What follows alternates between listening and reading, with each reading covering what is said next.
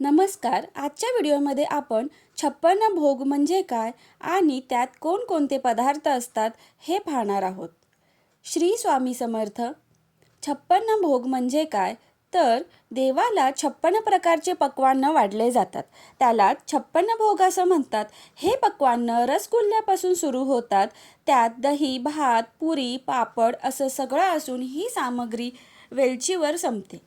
अष्टप्रहार भोजन करणाऱ्या बालकृष्णाला अर्पण केल्या जाणाऱ्या या 56 भोगाच्या छान कथा आहेत. दिवसाचे 8 प्रहर असतात. असं म्हटलं जातं की यशोदा बालकृष्णाला दिवसभरात 8 वेळा जेवायला वाढायची. इंद्राच्या प्रकोपामुळे लोकांना वाचवण्यासाठी श्रीकृष्णाने गोवर्धन पर्वत उचलला होता. तेव्हा जवळपास 7 दिवस अन्न आणि पाणी ग्रहण केलं नव्हतं. 8व्या दिवशी कृष्णाने इंद्राचा प्रकोप कमी झालेला पाहिला. पाऊस थांबला तेव्हा त्याने गाववाल्यांना घरी जायला सांगितलं. मात्र कृष्णाने 7 दिवस काहीच खाल्लेलं नाही. याचं तिथल्या गावकऱ्यांना यशोदेला अतिशय दुःख झालं. म्हणूनच कृष्णाप्रती आपली भक्ती म्हणून गावकरी आणि यशोदेने 7 दिवस आणि 8 प्रहर म्हणजे 8 वेळा असे 7, 7, 8, 56 इतके पदार्थ करून कृष्णासमोर ठेवले. श्रीमद भगवद नुसार गोपिकांनी श्रीकृष्णासारखा पती मिळावा म्हणून 1 महिना यमुना नदी स्नान केलं आणि काली मातेची प्रार्थनाही केली. कृष्णानेही त्यांना तशीच संमती दिली. त्यांच्या व्रताची समाप्ती झाल्यावर गोपिकांनी आनंदाने कृष्णासाठी 56 भोग दिले. हे 56 भोग म्हणजे त्याच्या 56 मैत्रिणी होत्या. असंही म्हटलं जातं की त्या काळात कृष्ण राधेसंगे एक मोठ्या कमळावर बसायचे. त्या कमळाला 3 भाग होते. एका भागात 8, दुसऱ्या भागात 16 आणि तिसऱ्या भागात 32 पाकळ्या होत्या. प्रत्येक पाकळीवर एक प्रमुख सखी आणि मध्यभागी श्रीकृष्ण स्वतः विराजमान होत असत. याप्रमाणे पूर्ण पाकळ्यांची संख्या 56 होत असे. असाच याचा अर्थ सांगितला जातो. हे 56 भोग कोणते आहेत ते पुढील प्रमाणे बघूया. भक्त म्हणजे भात, सूप, डाळ, प्रलेह, चटणी, सदिका, कढी, दधिशाकजा, दही ताकाची कढी, शिखरिणी, शिखरण, अवलेह, सरबत, बालका, वाटी, इक्षु, खेरिणी, मुरंबा, त्रिकोण, शर्करायुक्त, बटक, वडा, मधुशीर्षक, मटरी, फेनिका, फेनी, परिष्ट, पुरी, शतपत्र, खजला, सधिद्रक, घेवर, चक्राम, मालपुवा, चिल्लिका, चोला, सुधाकुंडलिका, जिलेबी, धृतपूर, मेसू, वायुपूर, रसगुल्ला, चंद्रकला, पगीहुई, दधी, महारायता, स्तुली, तुली,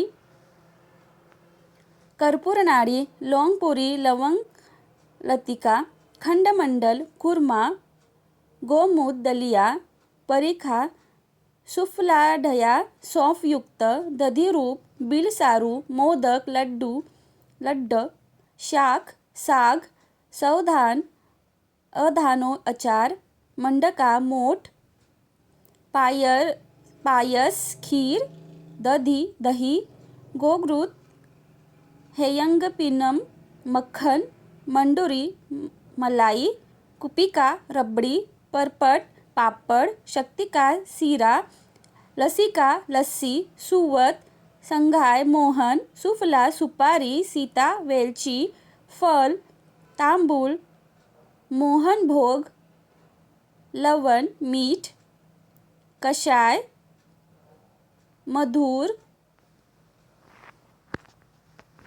तिक्त, कटू, आम्ल या पदार्थांचा समावेश होतो. देवाला रोज घरी नैवेद्य कसा दाखवावा त्याविषयी योग्य पद्धत जाणून घेऊयात. श्री स्वामी समर्थ. सर्वप्रथम देवघरासमोर पाण्याचा भरीव चौकोन करून त्यावर नैवेद्याचे ताट ठेवावे. नैवेद्यातील प्रत्येक पदार्थावर तुळशीचे पान ठेवावे. पानाचे देठ महाराजांकडे होईल असे ठेवावे. प्रथम धूप व नंतर दीप 3 वेळा अर्धचंद्राकृती ओवाळावा.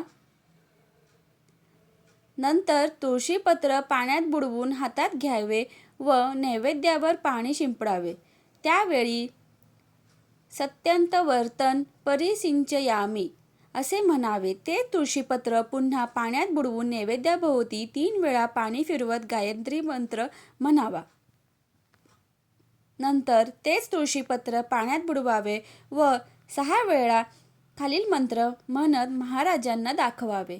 ओम प्राणाय स्वाहा, ओम अपानाय स्वाहा, ओम व्यानाय स्वाहा, ओम उदानाय स्वाहा, ओम समानाय स्वाहा, ओम ब्रह्मणे अमृतत्वाय स्वाहा असे म्हणून हातातील तुळशीपत्र स्वामींसमोर ठेवावे. वरील कृती पुन्हा करून दुसरे तुळशीपत्र पुन्हा वहावे. रोज सकाळी व संध्याकाळी ताज्या अन्नाचा नैवेद्य स्वामींना दाखवूनच मगच प्रसाद म्हणून सर्वांनी ग्रहण करावा. माहिती आवडल्यास व्हिडिओला लाईक